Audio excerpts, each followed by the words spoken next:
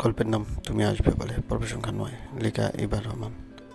সাদা শাড়ি লাল পাড়ে নিজেকে রাঙিয়েছে আজিয়া। যদিও এই লাল সাদার রংটুকু পরে যে নিজেকে আলাদা করে সাজাতে হবে, এই সময়টুকু তার হয়ে আসেনি। স্পর্শ যেন আজ একটু বেশি তার মা ঘেসে আছে। বাড়িতে এত অতিথি থাকার আনন্দ কোথায় সবার সাথে ঘুরে ঘুরে খেলবে, তা না করে সবার ওই নতুন নতুন মুখ দেখে ভয় এসে তার হিয়া আমার কাছে নিরাপদ আশ্রয় খুঁজতে ব্যস্ত। দাদিমণি কত করে বললো, হিয়া একটু সেজে গুজে নে, ঠোঁটে একটু রং দে, চুলে একটা ফুল লাগা, আর কিছু না করিস অন্তত কপালে একটা টিপ পর। কিন্তু হেয়ার আর সে সময় কোথায়? সুটকেস থেকে মেকআপ বক্সটা বের করার সময়টা স্পর্শ তাকে দিল না। উপরন্ত কাজের চাপে ব্যবসা গরমের তেজে খুলে রাখা চুলগুলো খোপা করে কাটা দিয়ে রাখলো সে। স্পর্শকে সকালে খাবারটুকু খাইয়ে হিয়া তাকে আজ 12টায় আগের গোসল দিয়ে দিল, পরিয়ে দিল একটা লাল সাদা ছোট্ট পাঞ্জাবি। স্পর্শের নাদুস নাদুস শরীরে বেশ মানালো সেটা। স্পর্শকে পাউডার দিয়ে তার কপালে একটা কালো টিপ পরিয়ে দিল হিয়া। সেটা একটু পাউডার লাগিয়ে স্পর্শের গালে একটা হিয়া বড় চুমু আঁকলো সে। বাড়িতে আসা দুটো 6-7 বয়সী বাচ্চা স্পর্শকে নিতে আসলো। নিচে তাকিয়ে নাকি সবাই ডাকছে। হিয়া বলল, বেশ নিয়ে যাও, কিন্তু সাবধানে। স্পর্শ যেতে চাইল না, কিন্তু তাকে ছাদের বায়না দিয়ে নিচে নিয়ে আসা হলো। এদিকে উজান গোসল করে তৈরি হয়ে নিতে খেয়াল করলো তার বিছানায় রাখা একটা প্যাকেটের উপর। হাতে নিয়ে খুলতে গিয়ে দেখলো একটা লাল রঙা টুকটুকে পাঞ্জাবি। একটু অবাক হলো উজান, কারণ সে বরাবরই হালকা রং পরতে অভ্যস্ত। এরকম ডিপ কিছু না সে কখনো পরছে, না কেউ তাকে গিফট করবার সাহস পেয়েছে। তাহলে কে দিয়ে গেল এটা ওকে? পাঞ্জাবিটা ভালো করে দেখতে গিয়ে খেয়াল করলো সাইড পকেটে কি যেন একটা ঝুলছে। উজান সেটা হাতড়াইতেই বেরিয়ে আসলো হিয়াকে গিফট করা সেই পায়েলটা। উজানের আর বুঝতে বাকি থাকলো না হিয়াই তাকে এই পাঞ্জাবিটা গিফট দিয়েছে তাহলে। কিন্তু সে যে এত কড়া রং কখনো পরে না। একবার তো দাদিমণি তার জন্য নিয়ে এসেছিল এরকম কড়া রঙের দুটো শার্ট, তখনও সে সেটা পরেনি। কিন্তু আজ কিছুক্ষণ বাদে উজানের নাম্বারে একটা টেক্সট আসতে উজান সেটা ব্যবসায়িক জরুরি কিছু ভেবে পড়তে গিয়ে দেখে হিয়ার নাম্বার। আরও অবাক হলো উজান, কারণ আজ অবধি একই বাড়িতে থাকার দরুন কখনো টেক্সটে তাদের কথা বলতে হয়নি। যা দরকার হতো সেটা ডিরেক্ট কল বা সামনাসামনি কথার মাধ্যমে হয়ে যেত। আজ প্রথম হিয়ার টেক্সট করেছে মানে স্পেশাল কিছু তো বটেই। উজান টেক্সটটা ওপেন করতেই মোটা মোটা বাংলা হরফে লেখা কয়েকটি লাইন বেরিয়ে এলো। দেখুন, আমি এ কদিনে যেটুকু যা পেরেছি আমার সব দিয়ে আপনার জন্য এই পাঞ্জাবিটা নিজ হাতে সেলাই করেছি। এখন আপনি যদি না পড়েন তাহলে আপনার দেওয়া এই পায়েলও আমি পরব না। ওটা আপনি আপনার কাছে রাখুন হিয়া। মুখটা বাংলার পাশের মতো হয়ে গেল উজানের। চুপসে গিয়ে বেচারা ধপ করে বিছানায় বসে পড়লো। এক হাতে পাঞ্জাবি তো, আর এক হাতে ফোন নিয়ে হিয়ার ওই টেক্সট। বেচারা এখন হাসবে না কাঁদবে উপর মাবুদ ভালো জানেন। নিচে ড্রয়িং রুমের সোফায় বসে বসে বাড়ির সব আত্মীয় স্বজন নিজেদের মধ্যে গল্প করছিল। সবার পরনে লাল সাদার সমার। নানা স্বাদের গল্পে ফুলঝুরিতে মেতে উঠেছে বড় থেকে মাঝবয়সী সবাই। দেখতে ভারী মিষ্টি লাগছে এই মুহূর্তে তাকে, যেন সুখের রাজ্যের এক ফালি সুখে এসে কানায় কানায় ভরিয়ে তুলেছে শাহরিয়ার কুঞ্জকে। কিন্তু কে বলবে এই এত আনন্দ মুখর পরিবেশের আড়ালে লুকিয়ে আছে সবার কিছু পাওনার চাহিদা। দাদিমণির পাশে স্পর্শকে কোলে নিয়ে সবার সাথে গল্পে হিয়া মেতে উঠেছে। কেউ কেউ খুব বিনয়ী ভঙ্গিতে হিয়ার সাথে কথা বলছে, কেউ বা গল্প করছে নিজেদের নিয়ে। মেহ ব্যস্ত তার সমবয়সী এক কাজিনের সাথে তার গল্প সারতে। বাচ্চাগুলো ব্যস্ত ছোটাছুটি করতে। সবার এই গল্পের মাঝে উপর সিঁড়ি বেয়ে লাল পাঞ্জাবির হাতটা গোটাতে গোটাতে নিচে নেমে আসছিল উজান। উজানকে আসতে দেখে কথার মাঝে কথা থামিয়ে দিল সবাই। লাল পাঞ্জাবি, সাদা চুড়িদার, হাতে একটা ব্ল্যাক ঘড়ি, চুলগুলো নিয়ম করে আঁচড়ানো। এই তো ব্যাস, সুপুরুষ মার্জিত সাজে নিজেকে উপস্থাপন করতে তৈরি উজান। হিয়া উজানের দিকে তাকাতে বুকে হালকা ব্যথা অনুভব করলো, মনে মনে বলল, লোকটা এত সুন্দর না হলেও পারত। দূর। হিয়া মুচকে আসলো, উজানের চোখে চোখ পড়তে মাথা নুয়ে দিল। উজান এসে সোজা বসে গেল পাশের অফিস ঘরের বড় চেয়ারটাতে। বাড়ির বাকি ছেলেরা এসে বসলো উজানকে ঘিরে। উজান নিবিড়ে দেওয়া ফাইল পত্রগুলো খুলে দেখতে লাগলো। ফ্রেমবিহীন চিকন চশমাটা উজানের গাম্ভীর্যটাকে যেন একটু বেশি বাড়িয়ে তুলল। খুব গভীর মনোযোগে উজান সবার কি পাওনা, কতটুকু বাকি আছে বুঝিয়ে দিতে থাকলো। এর মাঝে আবার স্পর্শ এক পা দুপা করে হেঁটে হেঁটে তার মামার কাছে এসে তার কোলে উঠবে বলে বায়না শুরু করলো। উজান স্পর্শকে কোলে নিয়ে সবাইকে বুঝিয়ে দিতে চেষ্টা করে ব্যর্থ হলো। স্পর্শ কখনো তার কলম কেড়ে নিচ্ছে, কখনো বা উল্টো দিচ্ছে সব কাগজপত্র। হিয়া দৌড়ে আসলো, দৌড়ে এসে সবার মাঝে উপস্থিত হয়ে আমতা আমতা করতে থাকলো। ভুল সময় অফিস ঘরে এসে বোঝালো না তা তো। হিয়া স্পর্শকে কোলে নিতেছে, হতাশ হতে হলো তাকে। উপরন্তু অফিস ঘরের কোনায় গিয়ে স্পর্শ শুরু করলো হিয়ার সাথে তার লুকোচুরি খেলা। বড্ড অস্বস্তিতে পড়ে গেল হিয়া। ও জানাবার মনোযোগ দিল তার কাজে। সবাই চুপ হয়ে শুনতে থাকলো সেই হিসাব। এদিকে উজানকে আজ যত দেখেছে তত অবাক হচ্ছে হিয়া। এত সূক্ষ্ম করে সবকিছু পরিমাপ করে সে সবাইকে বিতরণ করছে। কি গাম্ভীর্য সেই কণ্ঠে, কি শক্ত কিন্তু ন্যায়ের চাহনি উজানের চোখ দুটোতে। বসার ভঙ্গিটাও কত পরিমার্জিত, পরিষ্কার পরিচ্ছন্ন। একটা মানুষ এত পারফেক্ট না হলে বুঝি কোনো কমতি থাকতো না। হিয়া উজানের থেকে চোখ নামিয়ে আবার মনোযোগ দিল স্পর্শের দিকে। আজ বড্ড পাখা গুজিয়েছে বাচ্চাটার বুঝে। ইয়ামার সাথে মজা করে খেলতে তার বেশ লাগছিল। অনেক কষ্টে স্পর্শকে নিয়ে অফিস ঘর থেকে বের হতে সক্ষম হলো ইয়া। এরপর আর কিছুক্ষণ আলাপচারিতা চালানোর পর শেষ হলো পুরনো বছরের সব হিসাব নিকাশ। শুরু হলো নতুন হালখাতার সূচনা। সেই সুবাদে উজান দাদিমণিকে বলল, সবার মুখ মিষ্টি করিয়ে দাও। দাদিমণি সবাইকে মুখে মুখে মিষ্টি বিলিয়ে দিতে থাকলেন। কেউ বা প্যাকেট হতে নিজেই হাত দিয়ে নিজের মিষ্টিটা তুলে মুখে নিলেন। দাদিমণি এবার প্যাকেট হাতে একটা মিষ্টি তুলে হিয়াকে খাইয়ে দিতে যাবে অমনি উজান দাদিমণিকে থামিয়ে দিলেন। হিয়া মুখটা হা করে পর মুহূর্তে বন্ধ করে নিলেন। মনটা খারাপ হয়ে আসলো তার। হিয়া ভাবলো হয়তো ওদের খুশির মিষ্টি, তাই হয়তো ওর এত কোনো ভাগ থাকতে নেই। হিয়া একটা মেয়েকে হাসি দিয়ে ড্রয়িং রুমে ত্যাগ করতে যাবে অমনি উজান হিয়ার সামনে এসে দাঁড়িয়ে বলল, কোথায় যাচ্ছেন আবার? দেখি হা করুন। কী হলো হা করুন? হিয়া একটু ব্যাপারটাকে খেয়ে বসলো। একটু আগেই তো মিষ্টি খেতে দেবে না বলে বারণ করলো, এখন আবার কিসের জন্য হা করতে বলছে উনি? উজানে আরেকবার গোটা মোটাও গলা শুনে হিয়া টপাটপ হা করে নিতে উজান ওর হাতে থাকা মিষ্টির প্যাকেট থেকে একটা কালো জাম বের করে হিয়ার মুখে ঢুকে দিতে দিতে বলল, তুমি কি ভুলে গেছো দাদিমণি, উনি সাদা মিষ্টি খেতে পছন্দ করেন না। দাদিমণি হাসলো, সাথে চোখ বড় বড় করে তাকালো হিয়া। উজান কিছু বললো না। প্যাকেটটা আরেকটা সার্ভেন্টের হাতে দিয়ে উপরে চলে আসলো। এদিকে সবাই অবাক দৃষ্টিতে তাকিয়ে আছে হিয়ার দিকে। মেয়ের শরীর তো রাগে ঝনঝন করছে। সবার এরকম চাউনি। হিয়া লজ্জায় পুরো তলিয়ে যেতে থাকলো। এই কাজটা উজান সবার সামনে না করলেও পারত। এদিকে সবার সাথে গল্পে হাসি মজা করতে কখন যে দুপুর দুটোর কাছাকাছি হয়ে আসলো কারোর তেমন হুঁশে নেই। সবাই বসে গেছে ডাইনিংয়ে বৈশাখের নিয়ম অনুযায়ী পান্তালিশ খেতে। যদিও দাদিমণি সহ কিছু জন পান্তাকে বেছে নিলেও বাকি সবাই গরম ভাতটাই প্রেফার করলো। ইলিশের মহমহ গন্ধ ছড়িয়ে পড়লো শাহরিয়ার কুঞ্জে। বাড়িতে তো মাছ রান্না হলে কোথাও হতে এক হলো বিড়াল এসে লেজ তুলে তার অস্তিত্বে জানান দিত। তার উপর আজ আরও দুটো বিড়াল রান্না করে দেওয়ার টপকে শাহরিয়ার কুঞ্জে নিজের আধিপত্য বিচার করতে আসছি। যাক, এদের একটা বিড়ালকে মাছের লোভ দেখিয়ে তার সাথে খেলা করে স্পর্শকে খাওয়ানো তো যাবে। আপাতত ডাইনিংয়ে মহিলাদের রাজ চলছে। ছেলেরা বাইরে সবার মাঝে মিষ্টি আর নতুন বসে বিতরণ ব্যস্ত। সেই সব বিতরণের সমাপ্তি ঘটলে সবাই বাড়ি ফিরে।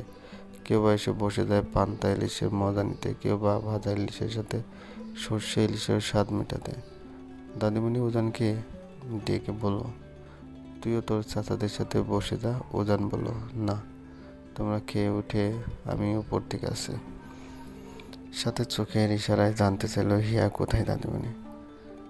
দাদিমণি কথার ছলে বলে দিলেন, এই হিয়াটাও না বড্ড অবাধ্য আমার। কত করে বললাম একসাথে বসে খাই, কিন্তু তার তো আগে স্পর্শে খাওয়ানো চাই। এখন এই স্পর্শকে খাওয়ানো যে কখন হবে তার। উজান হাসলো, তার মানে ম্যাডাম উপরে স্পর্শে খাওয়াচ্ছে। উজান উপরে আসতেই সোজা স্পর্শের রুমে আসলো। হিয়া উজানকে দেখেও চোখ নামিয়ে নিল। লজ্জার রাগ দুটো হচ্ছে তার আজ। কেন উজান ডাইনিংয়ে সবার সামনে তাকে এরকম করলো? হিয়া একবার হুলো বিড়াল তাকে মাছের কাঁটা দিয়ে ছিটিয়ে দিচ্ছে, তো কখনো সে বিড়ালের লোভ দেখে স্পর্শের মুখে খাবার ঢুকে দিচ্ছে। উজান এসে বিছানায় বসে দেখতে লাগলো হিয়ার কাণ্ড। শাড়ির আঁচল কোমরে গুজে মাথাটা খোপা করে রাখা হিয়ার। কিছু চুল সামনে বের করে দেওয়া, এই যা, না আছে কোনো রঙের আবরণ, না একটা টিপের ছোঁয়া। এতে এই লাল সাদা শাড়িতে স্নিগ্ধ তার মতোই শীতল লাগছে হিয়াকে। যেন স্পর্শকে খাওয়াতে গিয়ে কায়র হয়ে একটু দম নিয়ে এসে বসলো সে উজানের পাশে। উজানের এই বা সাইডের বাহুটা বড্ড প্রিয় হিয়ার, তাই তো আজও সেখানে কপাল ঠুকে দিল হিয়া। উজানের ডান হাত রাখলো হিয়ার মাথায়। সকাল থেকে উঠে এত ছুটাছুটি করছেন, শরীর তো ক্লান্ত হবে, একটু কি বসে থাকা যায় না? হিয়া হাসলো। উজানের বাহু থেকে মুখ তুলে ক্লান্তি মুখে বলল, আমি ঠিক আছি, আমাকে নিয়ে ভাবতে হবে না। আপনি ফিরলেন কখন? খেয়েছেন দুপুরে? না, এখনো খাইনি। সে কি, কটা বাজে? আপনি না ঠিক সময় খেতে না পেলে কত রাগারাগি করেন। দাদিমণি নিয়ে নিচ্ছে, আমি বলবো আপনাকে খেতে দিতে। ইচ্ছে নেই খাওয়া। কেন হঠাৎ? শরীর ঠিক আছে তো দেখি। আমি একদম ঠিক আছি, আপনি অস্থির হবেন না। আসলে ইলিশে খুব কাটা, আমি বাঁচতে পারি না। তবে কেউ যদি স্পর্শের মতো বেছে বেছে খাইয়ে দেয় তাহলে। হিয়া কপাল কুঁচকে উজানের দিকে তাকালো। তার মানে সাহেবের আজ হিয়ার হাতে খেতে ইচ্ছা করছে। তা সেটা সোজাসুজি বললেই তো হচ্ছে নাকি? হিয়া হেসে দিয়ে বলল, একটু বসুন, আমি এক্ষুনি আছি। হিয়া দৌড়ে গিয়ে উজানের জন্য আরও একটু গরম ভাত, দুটো ইলিশ ভাজা আর একটা সর্ষে দেওয়া ইলিশ নিয়ে আসলো মধুর হাতে। পরম যত্নে খাওয়াতে থাকলো উজান স্পর্শ দুজনকে। স্পর্শ লাই পেয়ে গেল। মামার সাথে মজার সুখে খেতে থাকলো মাছ ভাজা। হিয়া তো বড্ড ভয় পাচ্ছে যদি একটা কাঁটা ঢুকে যায় বাচ্চার গলায়। কিন্তু কেউ শুনলে তো তার কথা, পাশে তো কেউ দেখে ফেললে, ভয় আছে প্রচণ্ড। দুজনকে খাইয়ে দিয়ে হিয়া প্রথমে স্পর্শের মুখ মুছে দিল, এরপর শাড়ির আঁচল দিয়ে মুখ মুছে দিল উজানের। হয়েছে না খাওয়া? আমি তো ভাবলাম একটা মাছ খেয়ে আর খেতে চাইবেন না আপনি, কিন্তু দেখুন পরপর তিনটে গপ গপ করে খেয়ে নিলেন।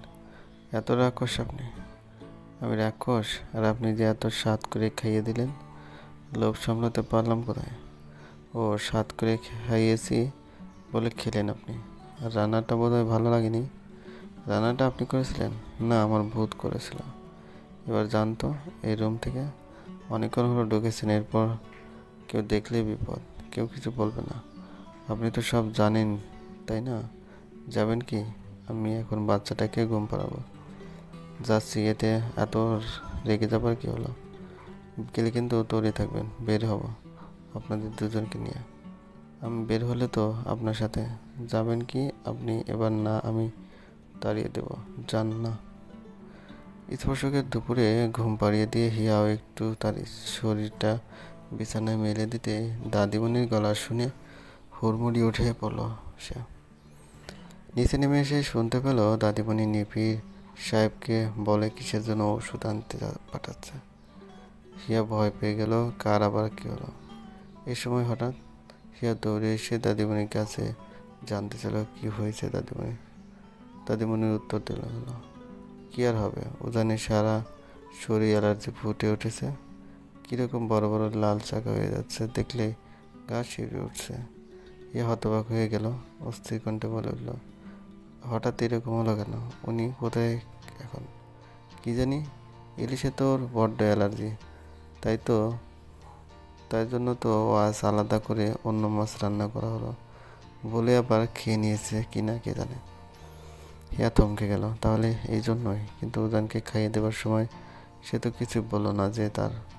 হিয়া উপরে আসতে দেখলো উজানকে ঘিরে ওর মা, বোন, চাচিরা সবাই অস্থির হয়ে কি থেকে কি না কি করছে।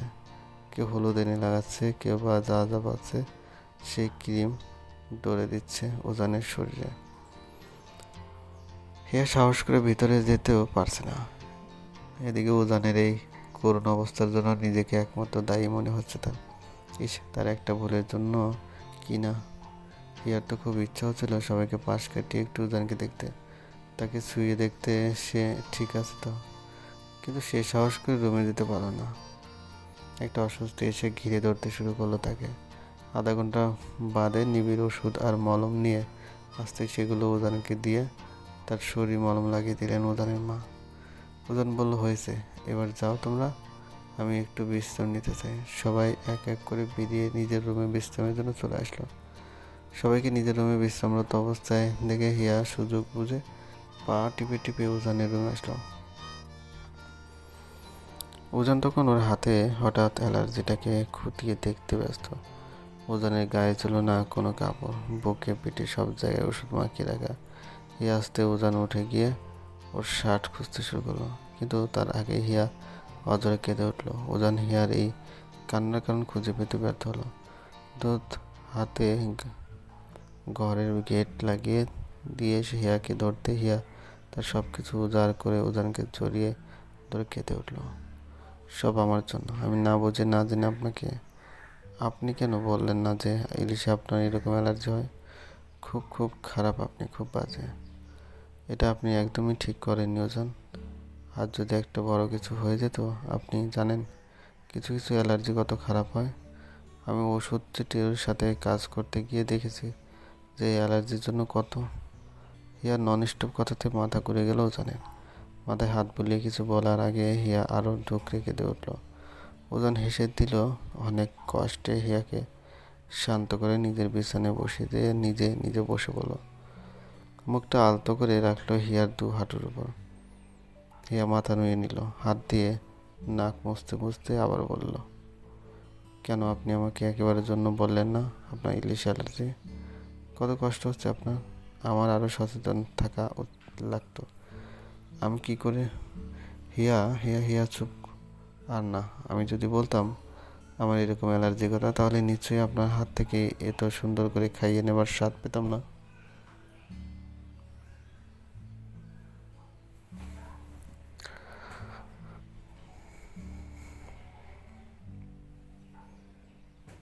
একদম বাজে কথা বলবেন না। আমার হাতে খেতে ইচ্ছে হচ্ছে, তাহলে অন্য কিছু খেতেন, তাই জন্য। দেখি কীরকম হয়েছে। তখন তো আমি ঢুকতেই পারলাম না রুমে। দেখি এখন। হিয়া উঠে দাঁড়ালো, সাথে উজান। হিয়া উজানের সারা শরীর খুঁটিয়ে খুঁটিয়ে দেখতে শুরু করলো। ইস, সাদা শরীরে অ্যালার্জির লাল লাল চিহ্ন একটু বেশি মানিয়েছে মনে হয়। হিয়া চিন্তিত, কিন্তু উজান লজ্জিত।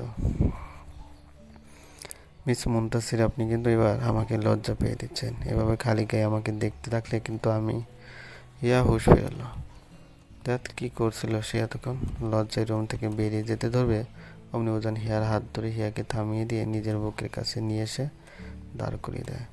উজানের নিঃশ্বাস এসে পড়তে শুরু করে হিয়ার খোলা পেট জুড়ে। মুহূর্তে লজ্জার রক্তিম আবায় ছেয়ে যায় হিয়া। হিয়া উজানের থেকে পালাতে চেষ্টা করে, কিন্তু পারে না। উজান তাকে আরও কাছে নিয়ে এসে তার মুখটা ছুঁয়ে দেয় হিয়ার কানে আর বলতে থাকে, ঠিক করেছি, বাড়িতে যখন সবাই আছে তাই এরই মধ্যে দাদিমণিকে বলে আপনার বাড়িতে প্রস্তাব পাঠিয়ে দিয়ে আসবো। কি রাজি তো আপনি? হিয়া শিউরে উঠলো। ভালো লাগার পাশাপাশি এক অদ্ভুত অনুভূতি এসে ঘিরে ধরলো তাকে। হিয়া মুখ ঘুরিয়ে উজানের দিকে ফিরল। উজান, আপনি আমার থেকে অনেক ভালো কাউকে পাওয়ার যোগ্যতা রাখেন।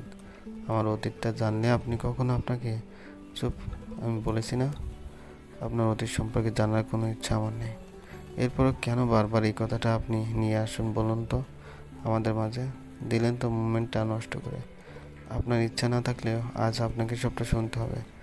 বিবাহের মতো একটা পবিত্র সম্পর্কে যাওয়ার আগে আপনার আমার সম্পর্কে সত্যিটা জানা উচিত। প্লিজ, আপনি আজ সেটা শুনতে বারণ করবেন না। কি শুনবো বলুন তো? বারবার এক কথা আপনার বলেছি না আপনার অতীত সম্পর্কে কোনো ইন্টারেস্ট নেই আমার। আমি যদি বলি অতীতে আমি 100টা বিয়ে করেছি তাও না। আপনি যদি বলেন অতীতে আপনার 100টা বাচ্চা ছিল তাও না। শুনে রেগে গেল হিয়া।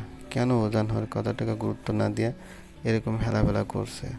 রাগুনিত হিয়াকে নিজের বুকে জড়িয়ে নিল ওজান। হাত বুলিয়ে দিয়ে বলল, যা হয়েছে সব ভুলে যান হিয়া। এত কিসের চিন্তা আপনার, আমি আছি তো। হিয়া কিছু বলতে গিয়ে ওজান হিয়ার ঠোঁটে আঙ্গুল দিয়ে তাকে থামিয়ে দিল। নিজের ঠোঁটে ওজানের হাতের স্পর্শ পেতে কেঁপে উঠল হিয়া। কি অদ্ভুত অনুভূতি হচ্ছে দেখো। ওজান নিজের মুখটা হিয়ার দিকে ঝুঁকে নিতে হিয়া তার চোখ বন্ধ করে শাড়ির আঁচল চেপে ধরল। দুজনের নিঃশ্বাস জড়ো হতে হতে সেটা একসাথে বাঁধা পড়ার আগেই ওজান তার ঠোঁট দুটোকে হিয়ার কপালে ছুঁয়ে দিয়ে বলল, পাগলি, সিসকাদুনে পাগলি একটা। চোখগুলো কেঁদে ফুলে কেমন গোল হয়েছে আছে দেখো। হিয়া হাসলো, বলল, দরজা খুলুন, এরপর কেউ এসে দেখলে বিপদ পড়তে হবে। ওজন আর কথা বাড়ল না, শার্টটা গায়ে দিয়ে দরজা খুলতে দেখলো মেহু দাঁড়িয়ে। হাতে তার একটা ল্যাপটপ, একটা ডেবিল মার্কা হাসি দিয়ে মেহু ঘরে ঢুকতে বলে উঠলো, আমি জানতাম তুমি এ ঘরে আসো। তা হিয়া দেখো তো এদিকে, ওদেরকে চিনতে পারো কিনা। হিয়া অবাক চোখে ল্যাপটপের স্ক্রিনে তাকাতে কেঁপে উঠলো। তার আর বিহানের একটা ছবি জল জল করছে সেই স্ক্রিনে। হিয়ার সাথে দাঁড়িয়ে ছবিটা দেখছে ওজান নিজেও।